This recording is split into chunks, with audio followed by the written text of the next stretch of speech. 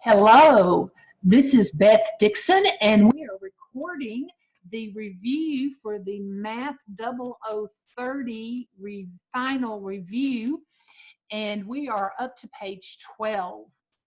And let's begin with problem number 40. If you do need to contact me, you can contact me at beth.dixon@ws.edu, and I'm located in the Math and Behavioral Social Science building on the Morristown main campus in room 222. We are looking at, just ignore the phone and it'll go to voicemail. So we're looking at number 40, which is to solve the equation for the indicated variable. So we have v equals pi r squared times h, and we're going to solve for h. So as we solve this for h, we want to look and see what's going on. So we have r squared times pi equals v, or v equals pi r squared times h. Notice there's only multiplication in this problem. There is no addition, no subtraction.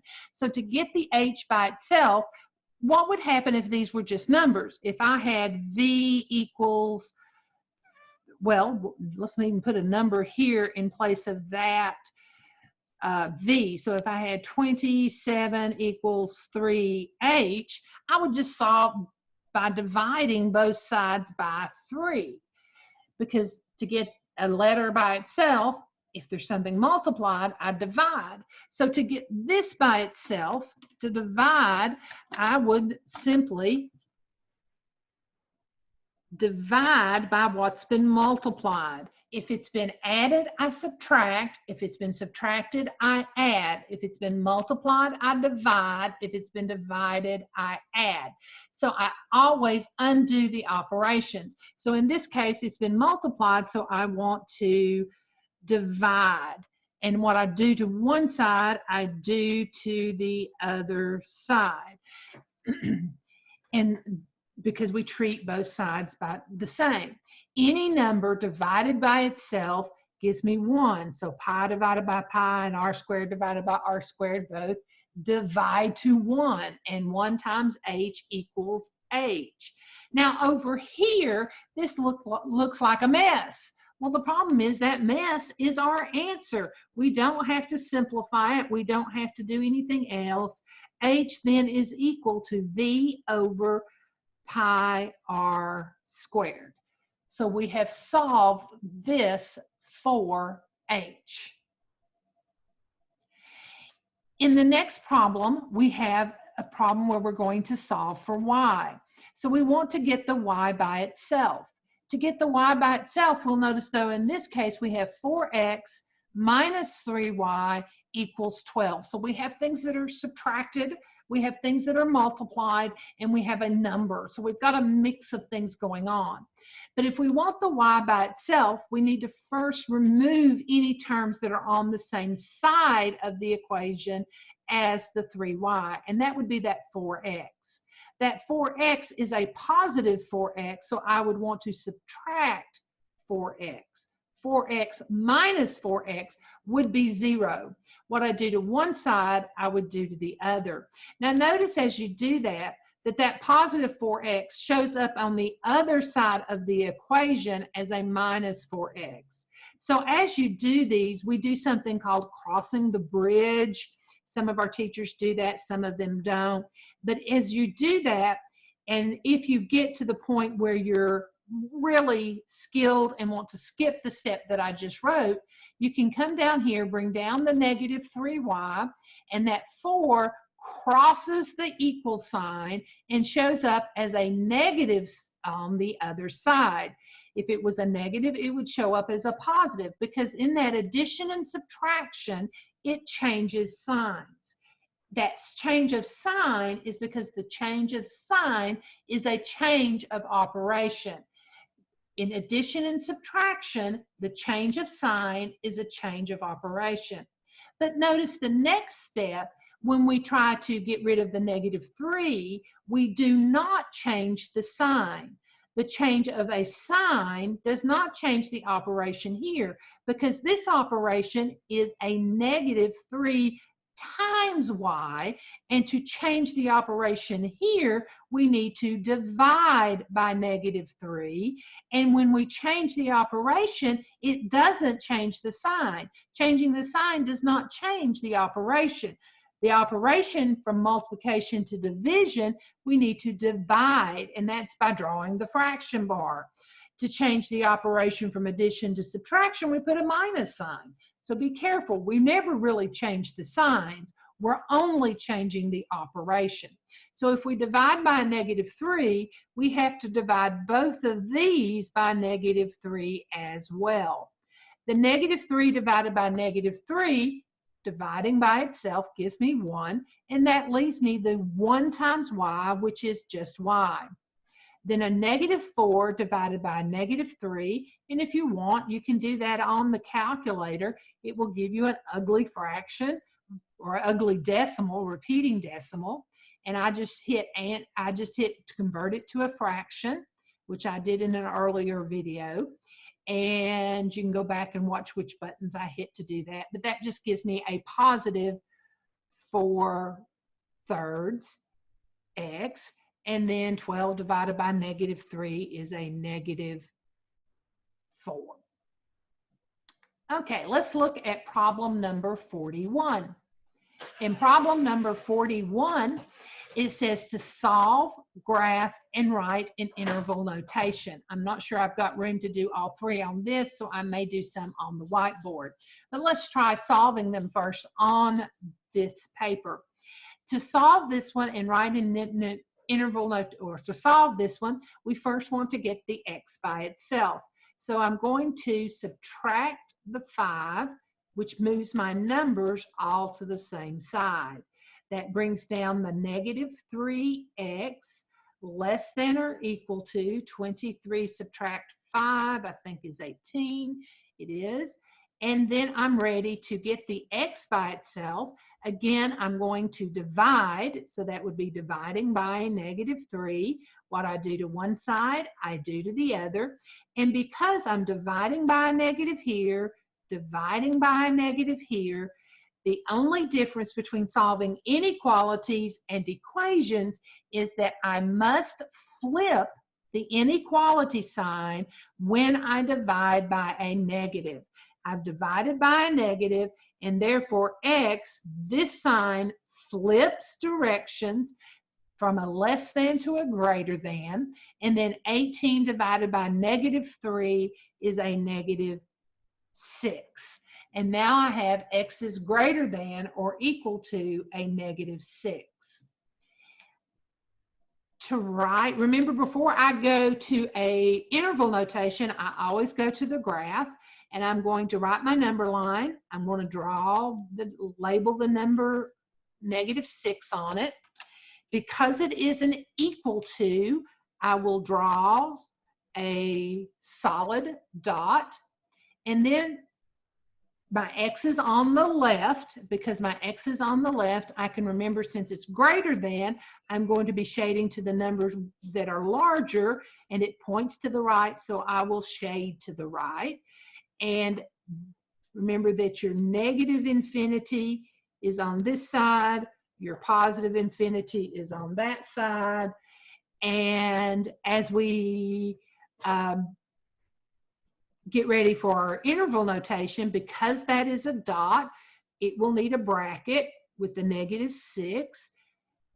That's the smallest number. The largest number, since it keeps going, will be that positive infinity. And remember that positive and negative infinity always get the parentheses.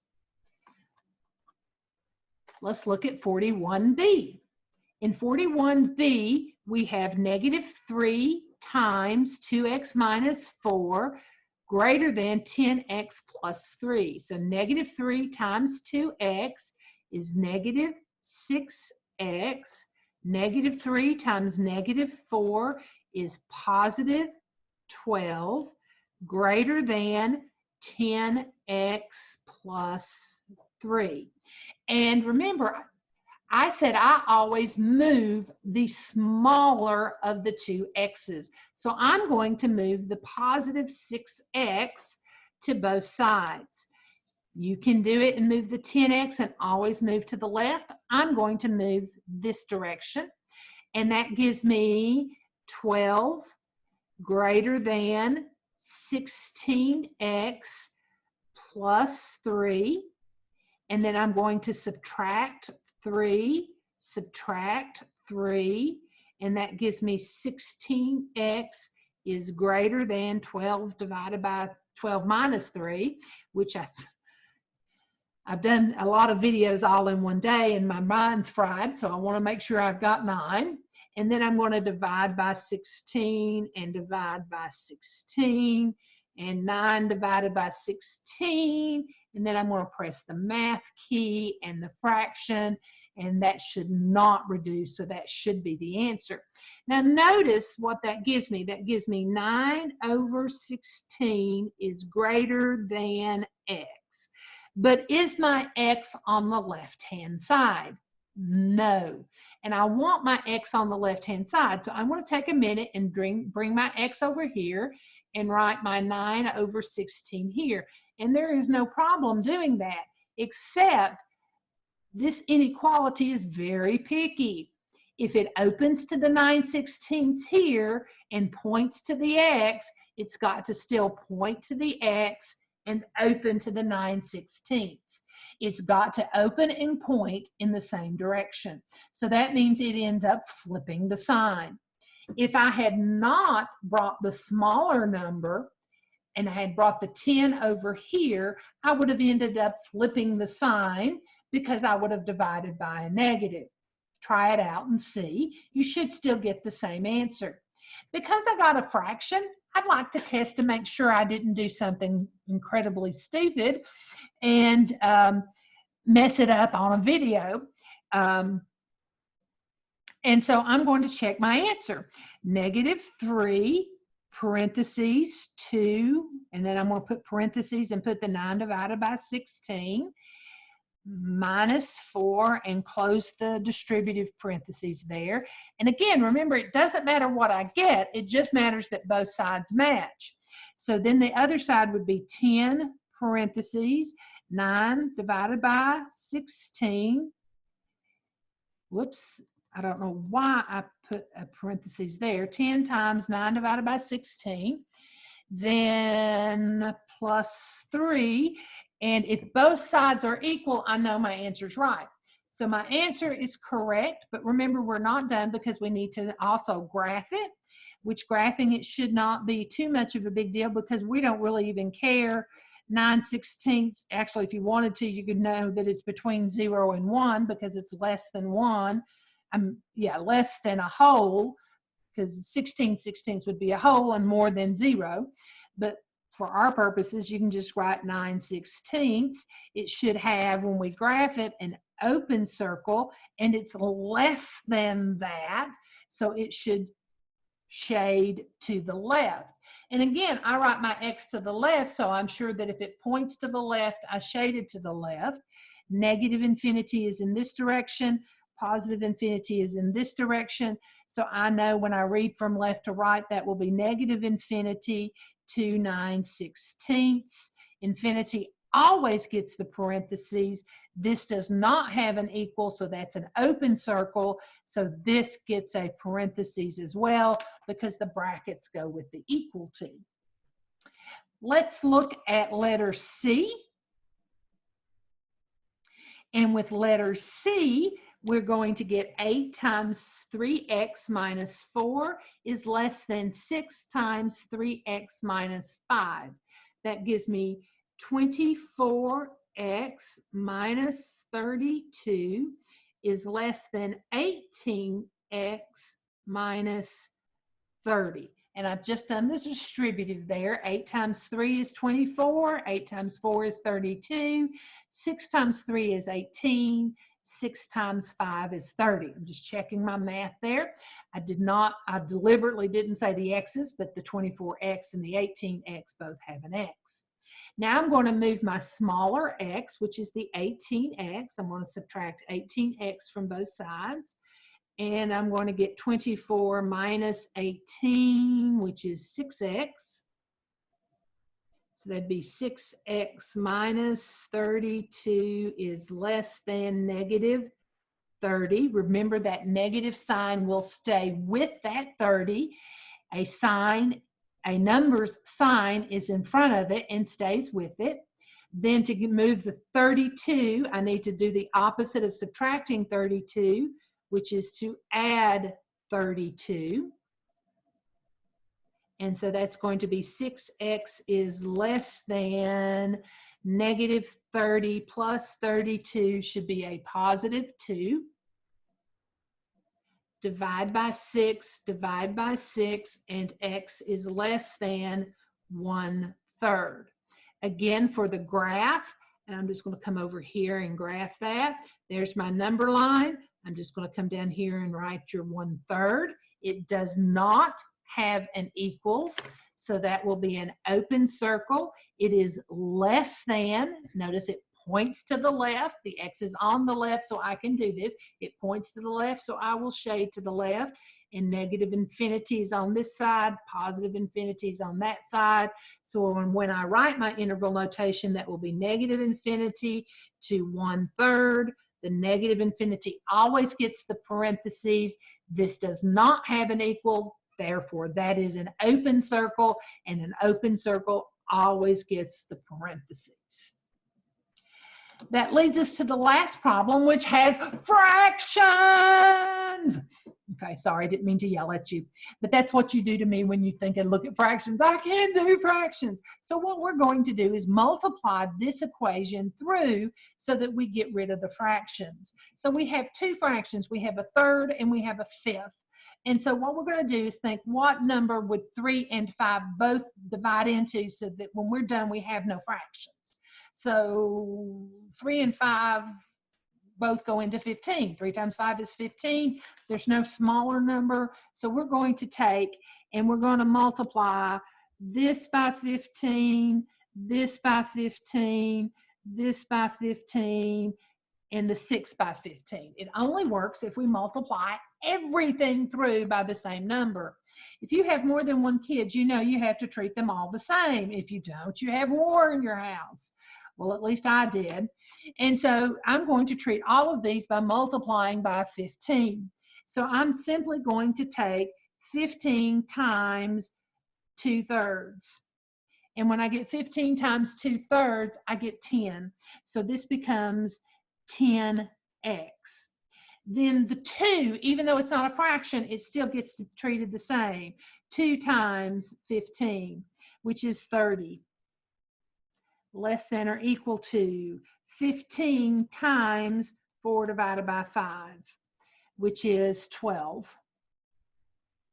And then 15 times 6, which is 90, plus 90. All I've done is multiply through each of those 1, 2, 3, 4 parts. We call those parts terms.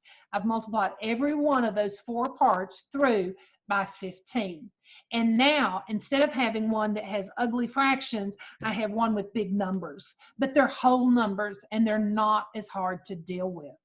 So instead of dealing with fractions, I can deal with whole numbers. So now I want to deal with the whole numbers. Well, looking at this, the 10x is smaller, so I'm going to subtract 10x from both sides. That leaves me 30 less than or equal to 2x plus 90. Then I'm going to subtract 90 from both sides.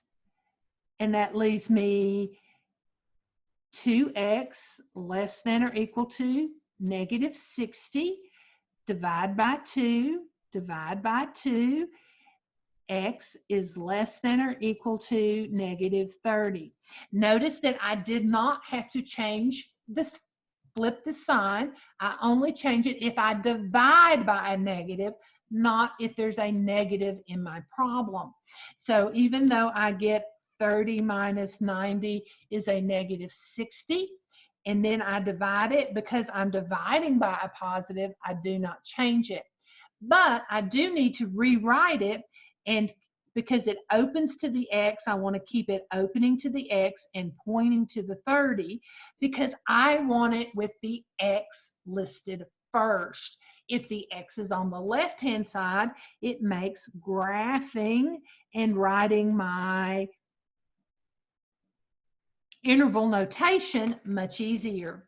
Because it's an equal, I will have a dot, and it's greater than negative 30. The values greater than negative 30 would be to the right. They would get larger as I move to the right. So I would shade in this direction. Remembering negative infinity is here and positive infinity is to the right.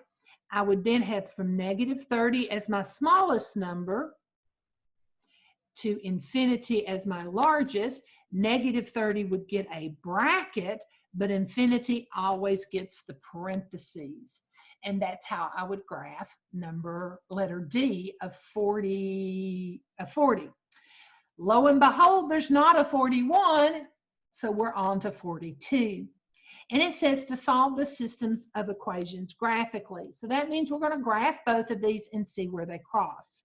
So I'm going to start with x plus 2y equals 6.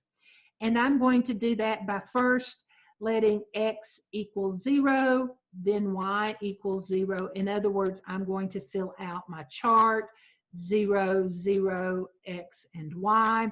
And if I let x equal 0, I get 0 plus 2y equals 6, 2y equals 6, x equals 3. And I forgot to show dividing both sides by 2.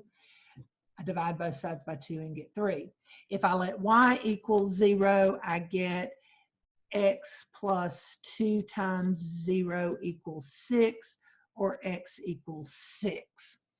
That gives me x equals 3. That's not x equals, I'm sorry. That's y equals 3. Y equals 3 and x equals 6. And that gives me 0, 3, 0, 3, and 6, 0. Now, why did I choose to use the intercept method? I chose to use the intercept method because it was not solved for y. The easiest way to graph, if it is solved for y, is to use the y-intercept and slope. The easiest way to solve, if it's not solved for y, is the x and y-intercepts, as long as you don't get fractions. I didn't get fractions, so this method was the easiest. Now I'm going to do the second line in red. X minus y equals negative 6. And again, I'm going to fill in my x and y, letting x be 0 and y be 0. 0 minus y equals negative 6. Negative y equals negative 6. Divide by negative 1. Divide by negative 1. Y equals positive 6. That gives me a positive 6. And then for the second one, I'm going to let the y be 0. It gives me x equals negative 6. Excuse me, I'm losing my voice and I'm having to drink some tea so you can still understand me. And so that gives me my x is negative 6. And notice if my x is negative 6, it has to go in the x column. If my y is 6, it has to go in the y column. So it's a little easier for me to keep up with my points. So I'd graph the point 0, 6. So that's 0, 1, 2, 3, 4, 5, 6. And negative 6, 0. And I'm going to graph those 2 points together. And hope I was accurate enough that I can get a clear picture of where these cross. And lo and behold, I was, yay. Sometimes I'm not very accurate. And you can see then that they cross And I know the colors aren't great, and if you're colorblind, they're even worse, but hopefully you can see them.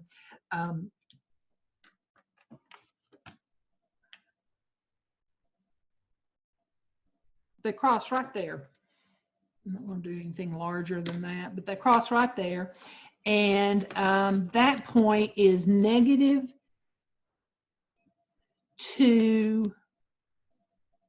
4. So the answer for this is -2, 4. And if you plug that into both, it should make both equations true. We won't take the time to do that because looking at my timer, we're closing on, I don't know, we're closing on 25 minutes, but that gives us a few minutes. So let's test that and make sure it makes both lines true. So the x is -2, and I am going to use parentheses to show that I plugged that in for the x, plus 2 times the y value, which is 4. And hopefully for the first one, that should equal, oops, I meant to hit enter, not negative. And that should equal 6, which is what the first one should equal. And then for the second one, I'm going to type in -2 minus 4, which is the second one, and that should equal a -6 for the second equation, and it does. And so it makes both equations true. It is the point that makes both equations true, and so that is the solution, or the solution for the system of equations, and we did that graphically. I hope this was a help on page 12 of the review. And again, if you need to contact me, you can find me at beth.dixon@ws.edu. And other than spring of 2020, I am found in MBS 222, which is the Math and Behavioral Social Science Building, room 222 on the Morristown main campus. I hope you have a great day.